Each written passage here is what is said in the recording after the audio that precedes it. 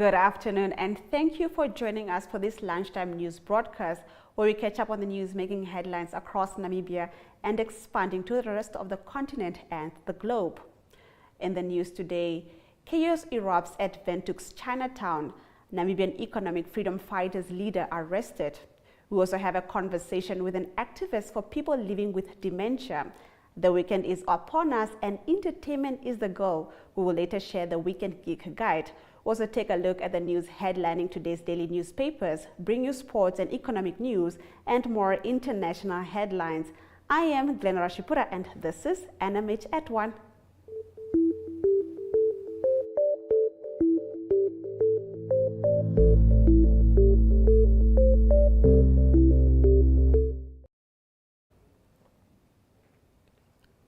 In today's midday news update, the Ministry of Finance has announced the postponement of the Financial Institutions and Markets Act to allow adequate time for broader consultations on the draft regulation.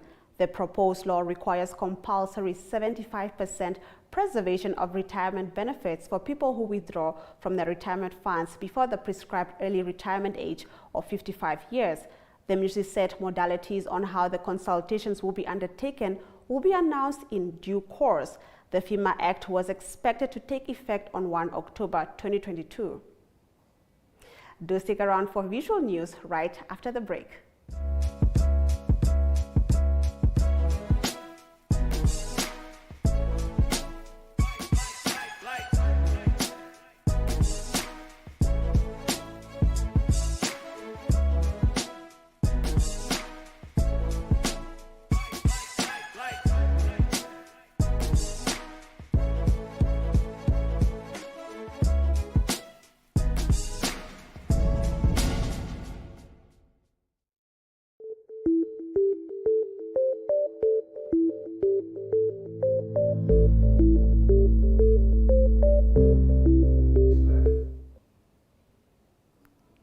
Getting into today's visual news, chaos ensued earlier today in Windhoek's Chinatown. Namibian economic freedom fighters leader Epaphras Mukwalungo was among those arrested amidst the chaos when police moved in to protect the place of businesses following a shutdown of shops yesterday by the NEFF and threats to resume today. Now, journalists caught up with some Chinatown workers who say that they face gross rights violations at the hands of their bosses. Some are paid as little as 500 Namibian dollars per month with no benefits or leave days. Namibian Sun reporter Jemima Biekus was there. Let's take a look.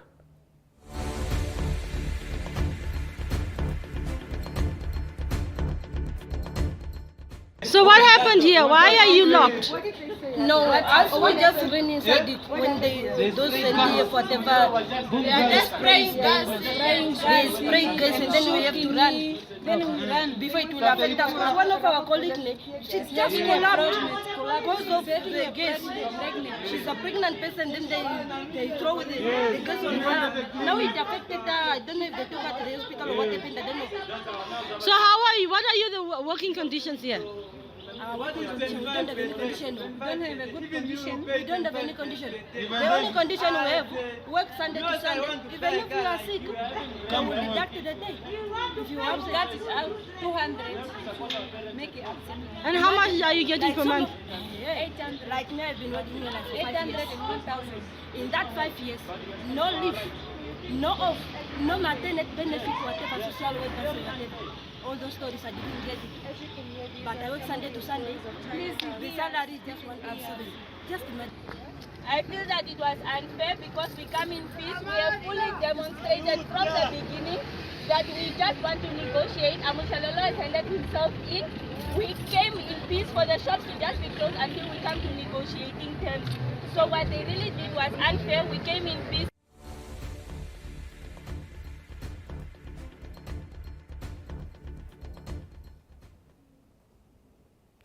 In our next video, Hartman speaks to Barry Holtzhausen of Alzheimer Dementia Namibia about their facility, what he does as an activist for people living with dementia, and the need for Namibia to become more dementia friendly.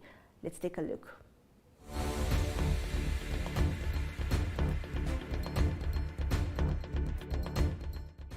Namibia still has a long way to deal with dementia, and NMH at One went to go and speak to Barry Holzhausen at the Alzheimer Dementia Center, which is situated outside Swakopmund along the Swakop River smallholdings. He is also known as the African Witchfinder. He tells us about the center, what it does, and also the challenges the country faces in dealing with this disease. Barry Holzhausen of Alzheimer Dementia Namibia. Thank you for joining NMH at One. Barry, we are here at your center in Swakopmund. What exactly is the center all about? ADN stands for Alzheimer Dementia Namibia. Dementia, to define dementia, that is the progressive and permanent deteriorating of your brain neurons and brain connections. Mm-hmm. So it's a terminal disease. Alzheimer's is one of the diseases that's causing dementia. Yeah. We started this place in 2000, the ADN care place, in 2010 already, on a farm called Yakadonga in central Namibia. And then we moved down 7 years ago down to Swakop. We're caring here for more or less 20 people living with different dementias. We opt for this place because, like you can see, it's open spaces, and everyone can walk freely and go where they like to, not being included into a small room, waiting for lunch, waiting for dinner, waiting to bath, waiting to go to bed and sleep. But this is like a normal house, where people live like they were used to. They've got a kitchen and different places where they can enjoy themselves during the day.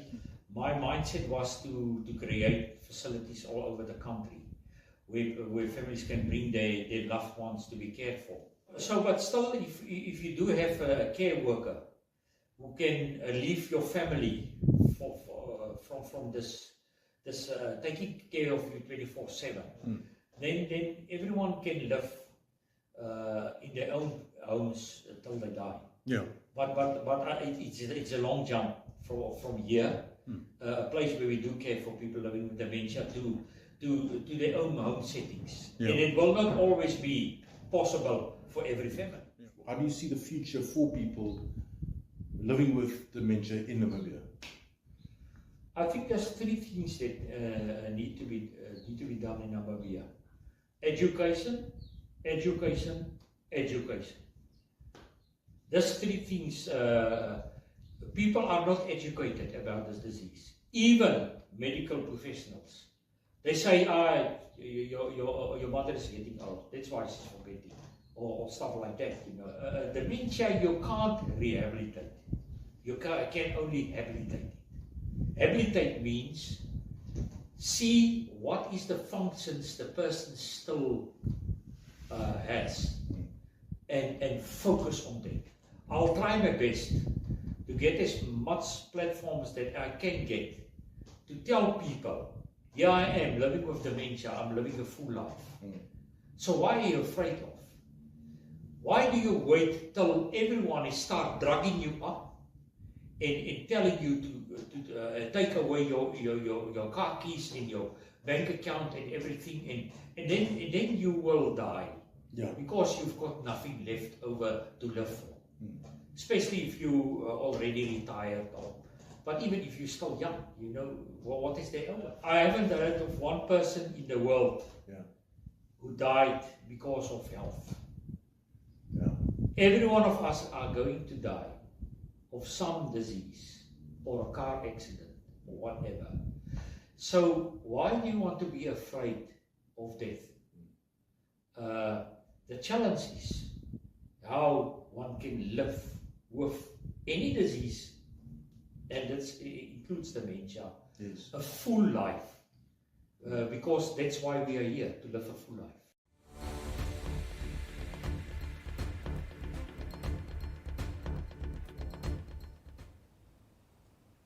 It is a Friday, so let's take a look at what Chills Jemima Dembele recommends you keep yourself busy with this weekend.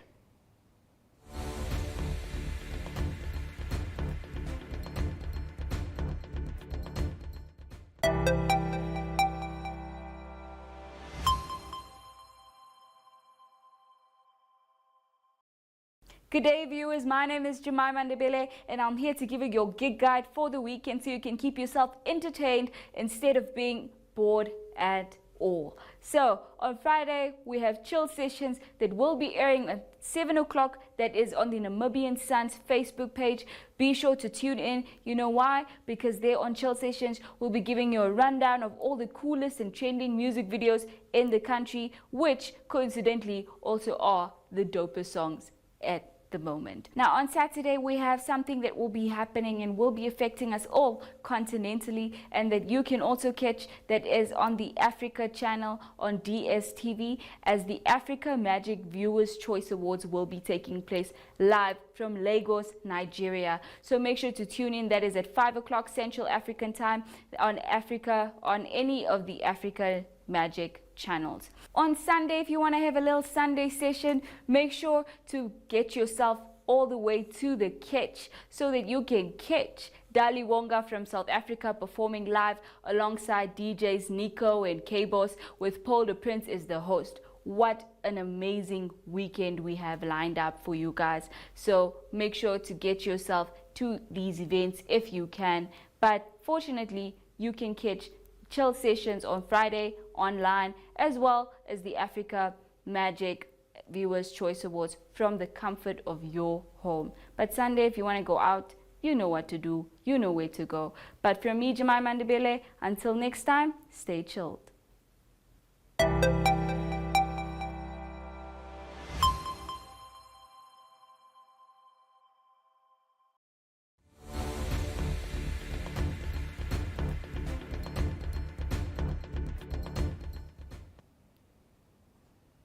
With that, we have wrapped up our visual news segment. When we return, we'll be taking a sneak peek inside Namibia's daily print publications. But first, a quick ad break.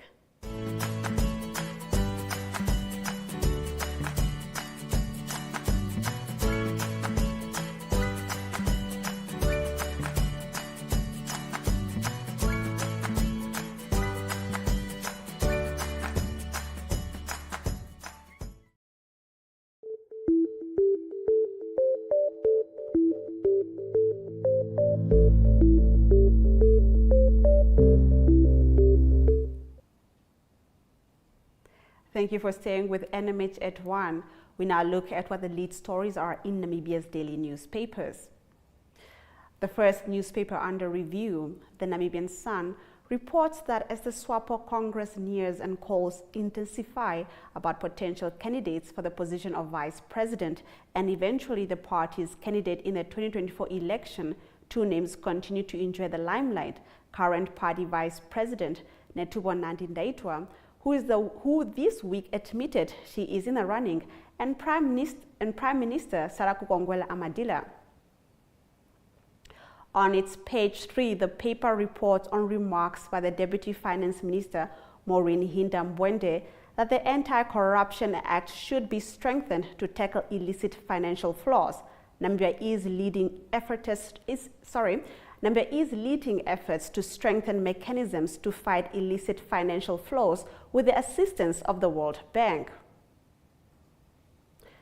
The Republican brings to light the plight of the parents of a 16-year-old who have filed a huge claim after the boy was left permanently injured when a wall at a school fell on him. The parents claim $2.5 million from the Minister of Education, Arts and Culture and Government for an incident at a school in the Kavango Eastern region, believing their 16-year-old son which left their 16-year-old son with serious injury. Now, the boy apparently, after one exam on 4th December 2020, in the shadows of a cement wall, sat down when two pupils leaned against the wall, which then came tumbling down on him. The boy was operated on 7th December, and medical staff had apparently informed the parents that their son's lower body may be paralyzed. The illegal strike in the road construction project between CES and Goches continues despite a meeting on Tuesday between the regional governors of Karas and Hardap and the management of the China Henan International Cooperation Group, otherwise known locally as Chico. The Chinese company was awarded the $530 million Namibian construction contract in 2020 and is expected to complete the roads by 2025. Labor disputes led to protests at the camp near Assab last week. Without the presence of the recognized trade union Metal and Allied Workers Union of Namibia, Mr. Michael Amushelelo, the economic commissar of the Namibia Economic Freedom Fighters, persuaded the disgruntled workers to strike. More than a week after the incident, work on the road construction project still did not resume. The German daily Allgemeine Zeitung reports that Namibia steps up amidst the global economic uncertainty and launches its sovereign wealth fund called the Welwitscher Fund that is aimed at putting funds aside from the country's future savings for the generations that are to come. The fund will have a second account called the Stabilization Account aimed at enhancing national economic resilience. On its page 3, the paper highlights that addressing Africa's growing plastic pollution problem requires an urgent and comprehensive systems response by governments, businesses, sustainability experts, and civil society if countries are to avoid drowning in a sea of plastic waste while also unlocking the economic benefits of proper waste management. This is the goal of the Pan-African Towards Zero Plastic to the Seas of Africa conference, which is set to bring together top decision makers across the plastic value chain, public and private sectors to formulate concrete action plans for Africa's 54 continental and island states. Do stick around for more newspaper review after the break.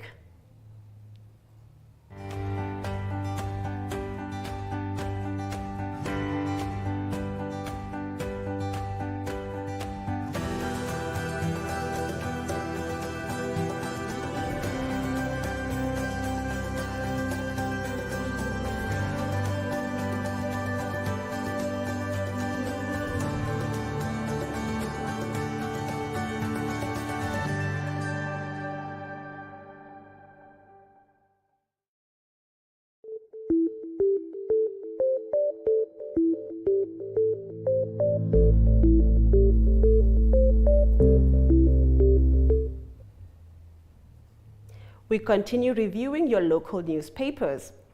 The Namibian on its page 1 features the story of Absai Shitekela, who rescued a baby left to die in a bush. He allegedly discovered the newborn baby girl lying face down in Windhoek's Commersdal area with 3 of her fingers missing.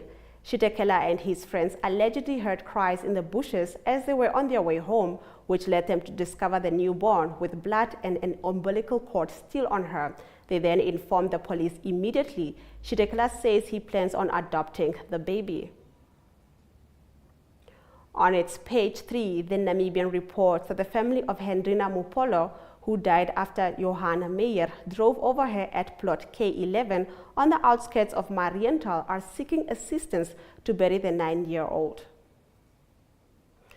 The New Era reports on the threat of Conrad Lutombi, who was a frontrunner to become Windhoek CEO, to seek legal review of the recruitment process should the city of Windhoek go ahead with the re-advertisement of the position.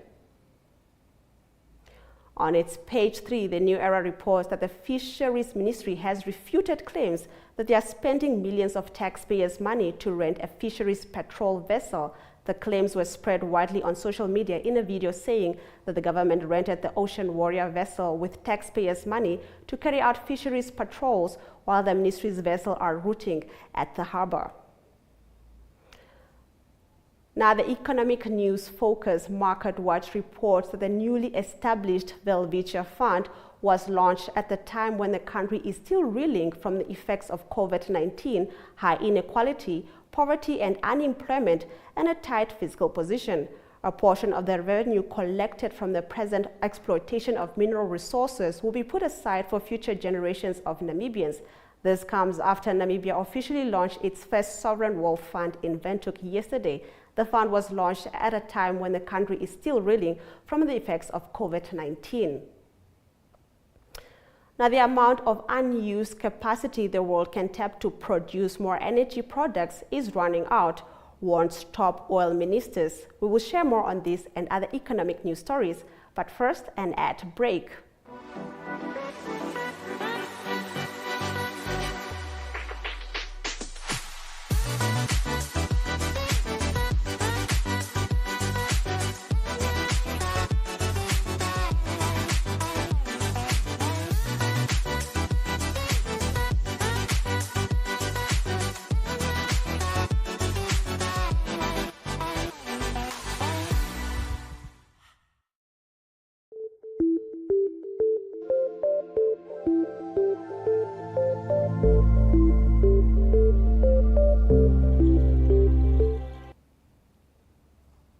Thank you for staying with NMH at 1.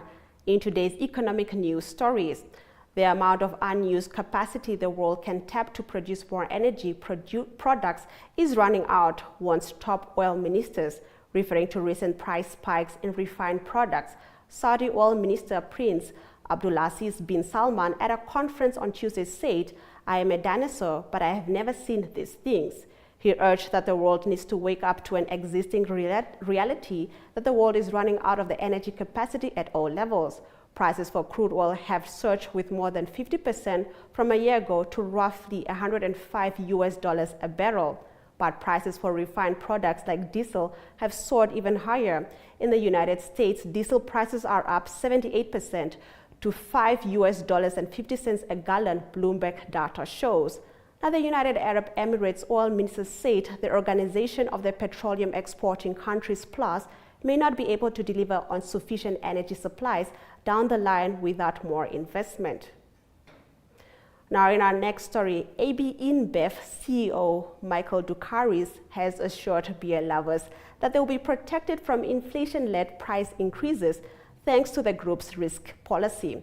Now, consumers and businesses alike have been grappling with rising inflation due to the COVID-19 pandemic and Russia's invasion of Ukraine.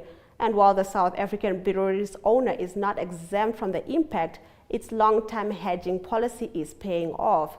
Ducaris yesterday explained that its exposure to different economies across the world means that it has to deal with inflation as low as 1% to 2% and a staggering 50% to 60% in other countries. As part of the policy to limit risk, the world's largest beer makers buys its raw materials in advance, which allows the group to plan its pricing in advance and shield it from rising costs. Now, Ducaris explained that as a result, the company can hold off product price increases for a long time and then phase them in when required, instead of doing so all at once. Let's take a look at our economic indicators.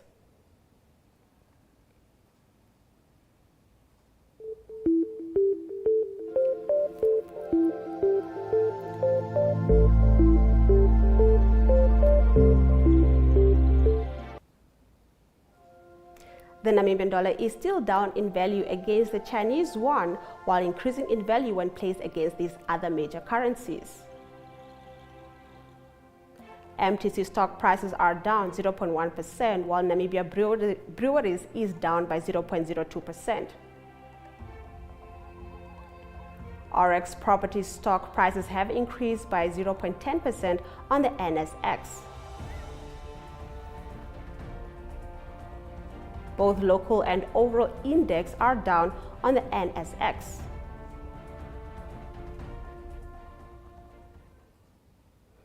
More than 18.5 million children in Nigeria have no access to education. Stick around for the full story right after the break. Have you received a loan from NSFAF? NSFAF loan is the same as any other loan. It must be paid and settled. NSFAF has a set of guidelines on how you can repay your loan and become debt-free. Therefore, it is important that you, a former beneficiary and a responsible Namibian, show your patriotism by helping pay back your loan and thus helping NSFAF become a revolving fund for the benefit of future potential students. By failing to pay back your NSFAF loan, you risk being blacklisted or having a court order against you. So arrange with the fund to pay back your loan today. For more information on how you can repay your loan, visit our website at www.nasfaf.na or visit our Facebook page or Twitter. Do the right thing and hashtag payback the money.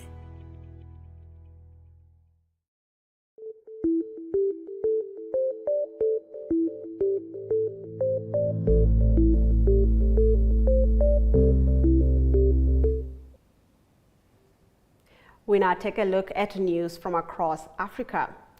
More than 18.5 million children in Nigeria have no access to education, with girls accounting for more than half the number, the United Nations Children's Fund has said.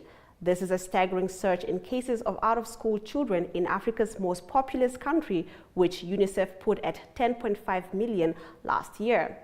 In Nigeria, there are 18.5 million out-of-school children. 60% of these are girls.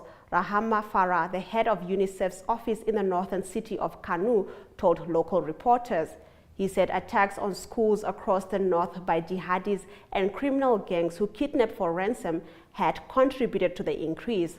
Since Boko Haram jihadis kidnapped more than 200 schoolgirls from the northeastern town of Chibok in 2014, dozens of schools have been targeted in similar mass abductions. Now, last year, gunmen abducted around 1,500 school children, with 16 students losing their lives, UNICEF says. More than 11,000 schools have closed in Nigeria due to insecurity since December 2020, UNICEF said last month. But parents are also scared to send their children to learn in those still open, Farah said. Now, in our next story, Guinea-Bissau's President Umaro Sissoco Embalo on Thursday sacked his economy minister and temporarily handed over his portfolio to the prime minister, a presidential decree said. Now, Victor Mandiga was replaced to guarantee the regular functioning of institutions. It said Prime Minister Nuno Gomes Nambiam would temporarily take on the role of Minister of the Economy, Planning and Regional Integration.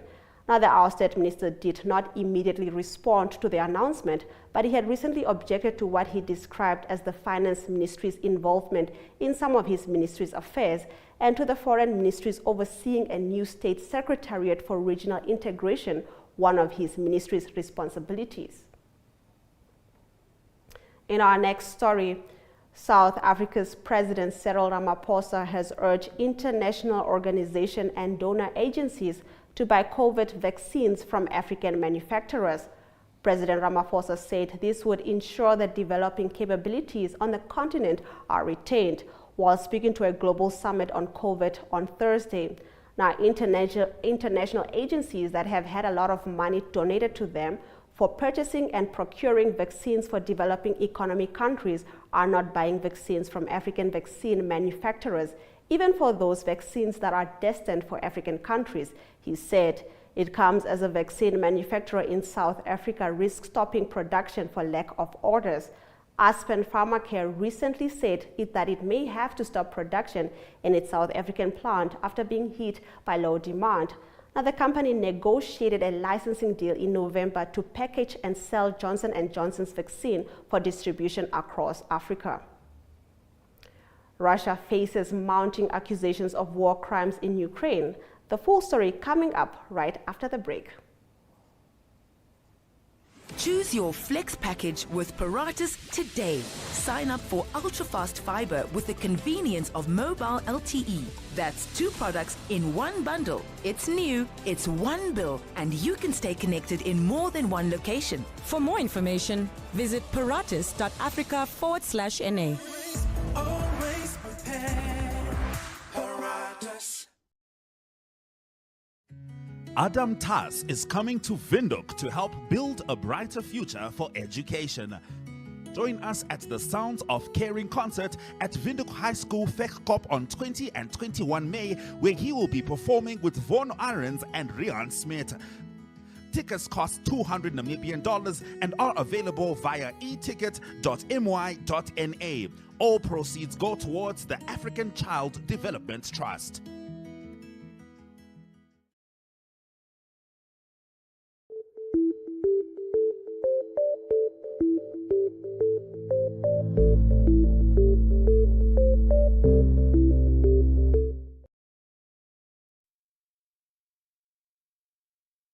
Stories.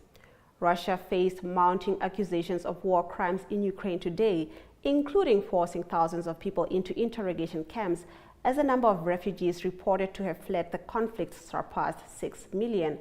Now, the Russian invasion has also led to a seismic policy change by Finland, whose leader said Thursday the previously neutral nation must apply to join NATO without delay, triggering a blunt warning of retaliation from the Kremlin. Now, throughout the 11-week conflict, Russian forces have been accused of committing atrocities, including the killing of unarmed civilians, torture, and rape. CNN and the BBC yesterday released what they said was security camera footage showing Russian soldiers with assault rifles shooting 2 Ukrainian civilians in the back, One man died on the spot, the other shortly after, according to the outlets. Now, the killings took place on March 16th and are being investigated as war crimes, CNN said. In our next story, North Korea confirmed its first ever COVID-19 cases yesterday and declared a serious emergency, with leader Kim Jong-un ordering lockdowns across the country. And the nuclear-armed country had never admitted to a case of COVID-19, and the government had imposed a rigid coronavirus blockade of its borders since the start of the pandemic in 2020. But samples taken from the patients sick with fever in Pyongyang coincided with Omicron BA.2 variant, the official Korean Central News Agency reported. Top officials, including leader Kim Jong-un, held a crisis Politburo meeting on Thursday to discuss the outbreak and announced they would implement the maximum emergency epidemic prevention system. Kim called on all the cities and counties of the whole country to thoroughly lock down their areas, KCNA reported, although details of the restrictions were not immediately given. Now, Kim told the meeting that the goal was to quickly cure the infections in order to eradicate the source of the virus spread, according to KCNA. The Namibian Eagles will step up their preparations for the T20 World Cup. We'll delve more into this right after the break.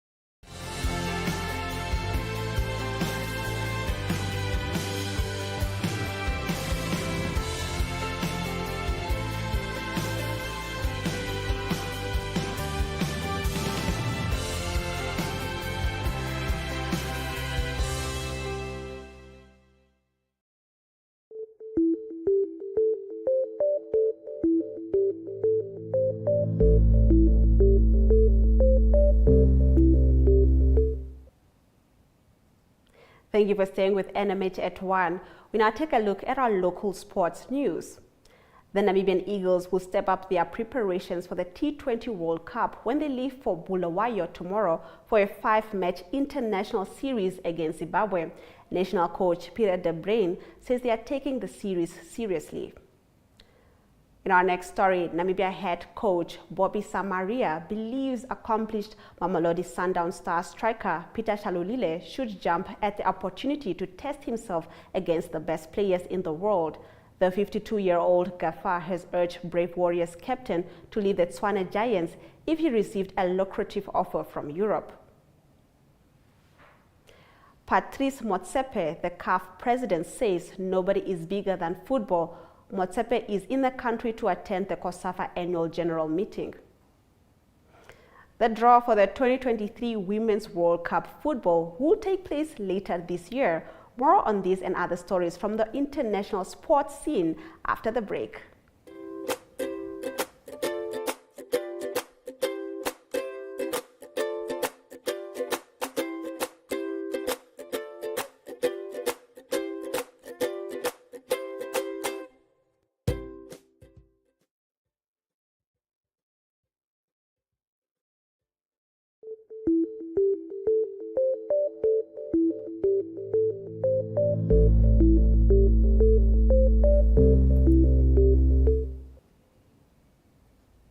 Let's take a look at international sports. The draw for the 2023 Women's World Cup football, co-hosted by Australia and New Zealand, will take place in Auckland on October 22 this year, FIFA said on Friday. In our next story, Liverpool will beat to their quadruple chase alive in Saturday's FA Cup final against a Chelsea side, hoping to welcome incoming owner Todd Boehly with victory at Wembley. After a slow start to the season, world champion Fabio Quartararo has blasted his way to the top of the standings and is in line to top-notch up his first ever home win at this weekend's French Grand Prix. Do stick around for highlights after the break.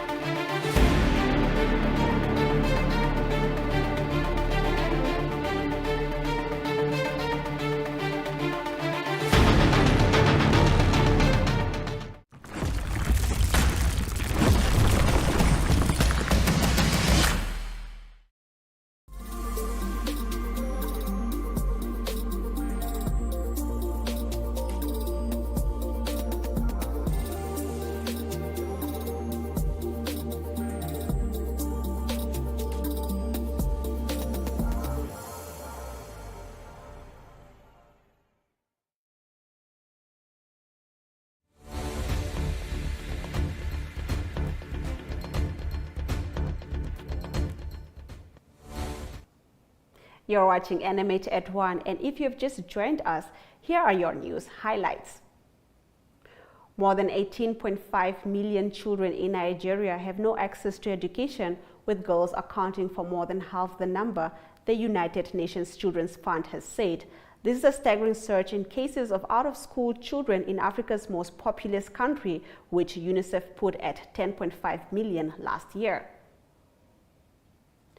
Russia faced mounting accusations of war crimes in Ukraine today, including forcing thousands of people into interrogation camps as the number of refugees reported to have fled the conflict surpassed 6 million. The Namibian Eagles will step up their preparations for the T20 World Cup when they leave for Bulawayo tomorrow for a 5-match international series against Zimbabwe. National coach Pierre de Bruyn says they are taking the series seriously. The amount of unused capacity the world can tap to produce more energy products is running out, warns top oil ministers. Those have been your highlights. Thank you for staying with NMH at 1 and spending your lunch hour with me, Glenn Rashipuram. Remember to tune in every weekday at 1 p.m. as we take you through the latest happenings in Namibia and beyond. Do stay with us for a compilation of news from across Namibia in our regional reviews segment.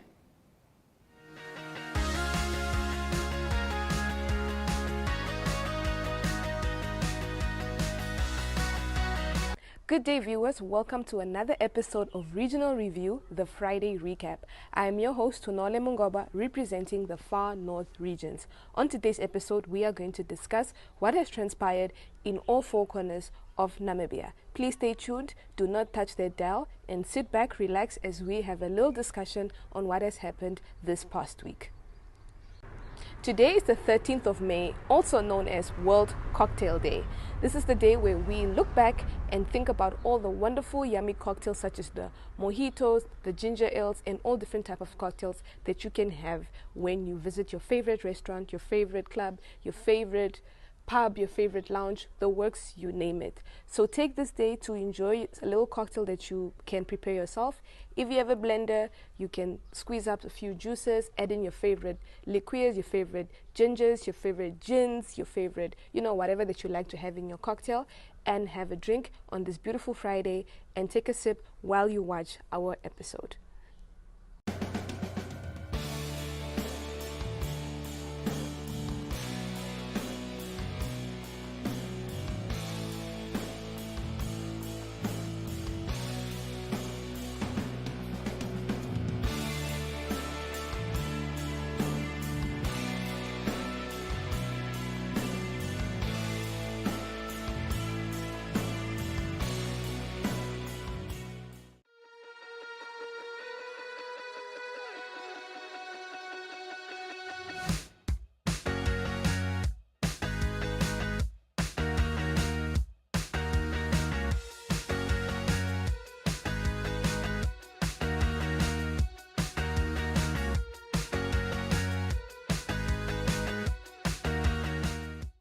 For our first story, which is brought by Monique Adams, who is all the way in Keetmanshoop, she tells us that on the 10th of May, Tuesday, Shireen Eletha Kok from the Landless People's Movement, LPM, was sworn in as the new mayor of Marienthal.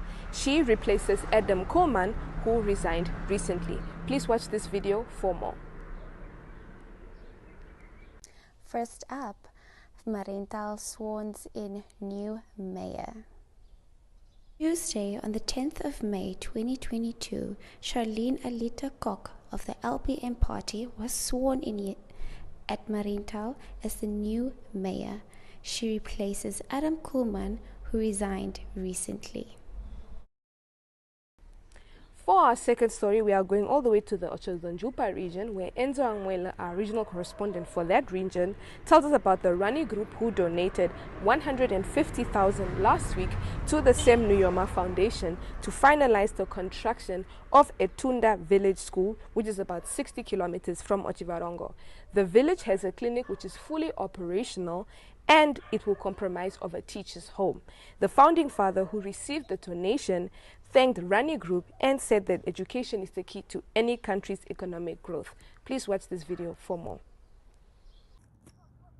Welcome back from our daily ad viewers. First up in our news, Rani Group of companies that operate a chain of supermarkets in northern Namibia has donated 150,000 to the Sam Nujoma Foundation. This money is to finalize the construction of the Etunda Village School. His Excellency Dr. Sam Nujoma, who received the donation, thanked them for this generous support.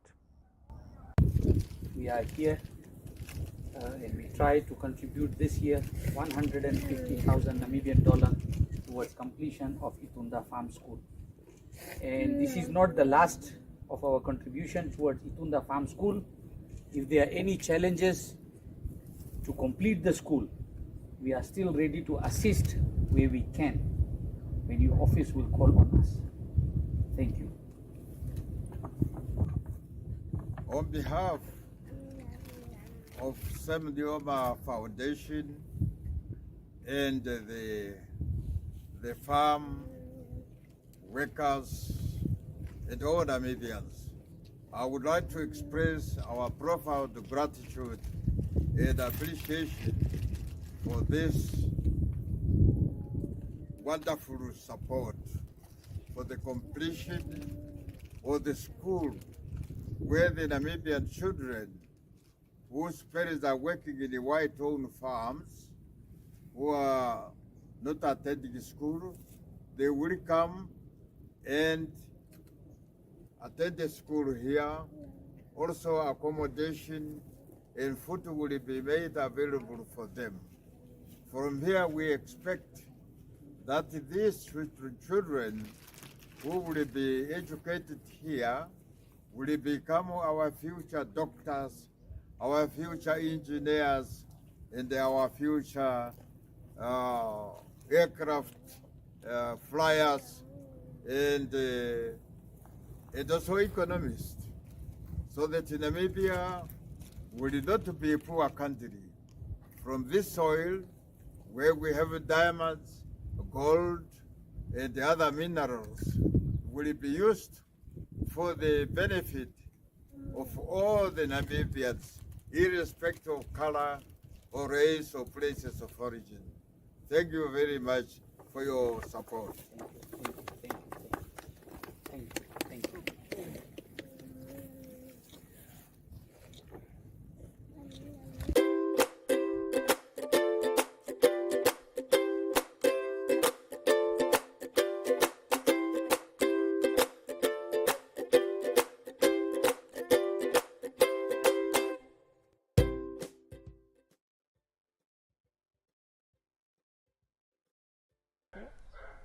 For our last story, which is also brought to you by Enzo Amwele, the Highcom Traditional Authority held a conference over the past weekend to discuss the burning issues that they are facing. Dee Pinge says that the chair lady of the Kaigam burning issues says that their government is failing to recognize their chief and they have been excluded from development.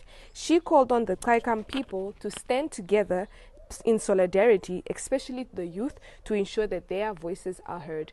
Please watch this video brought to you by Enzo Amwele. Good morning, Namibians. I'm Delilah D. Ipinge, and this morning we are here in Otjiwarongo. I'm a proud Haingonsan woman, born and bred in Ocho, but currently living in Windhoek. My people, Haingonsan communities at large, have been marginalized over the years.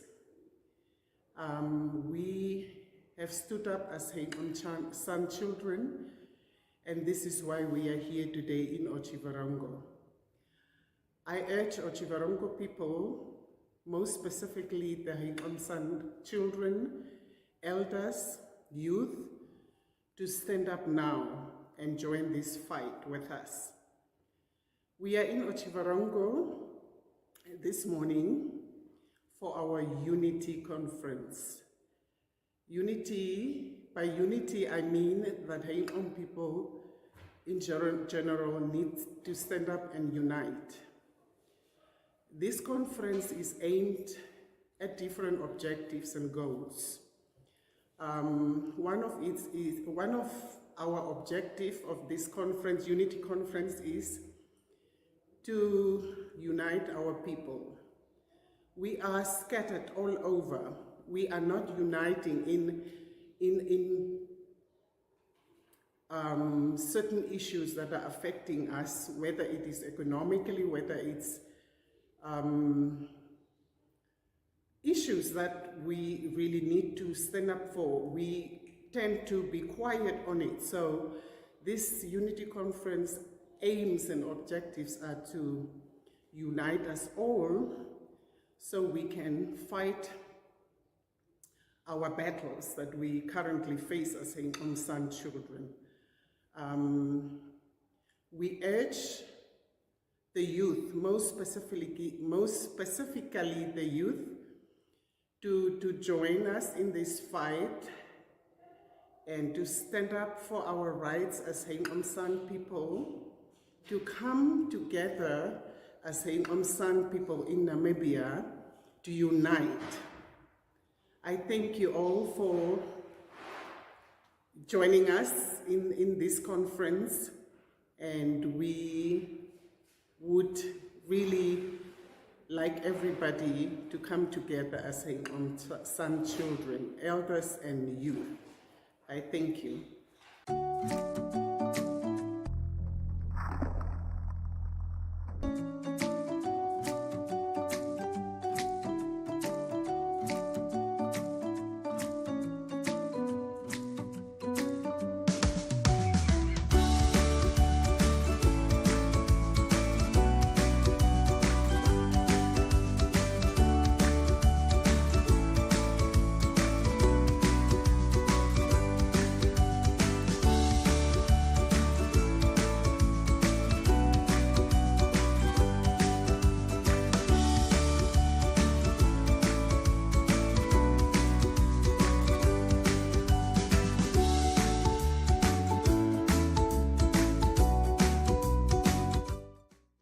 Thank you very much, viewers, for joining us for another episode of the Friday recap.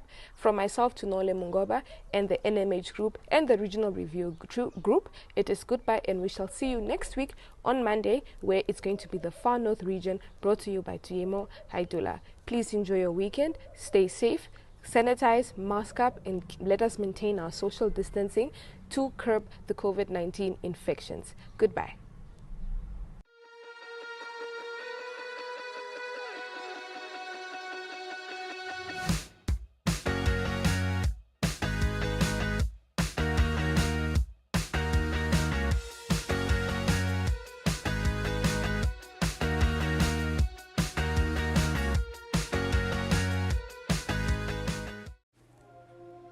Ongwediva is still experiencing sizzling sunshine, which is expected to cool towards Sunday. Rundu is sunny and mild with cooler temps as from Tuesday. Otjiwarongo can expect sunny and pleasant days along with cooler nights. Mostly sunny and mild temperatures are forecast for Mariental, and finally Karasburg is sunny at the moment with patchy clouds expected on Saturday before clearing and heating up a little. Have a good weekend.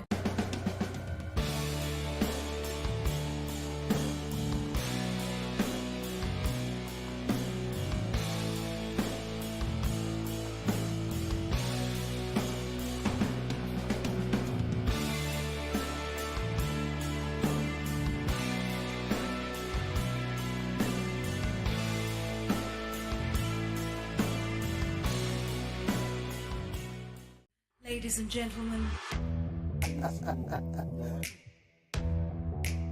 Yeah, welcome to another exciting edition.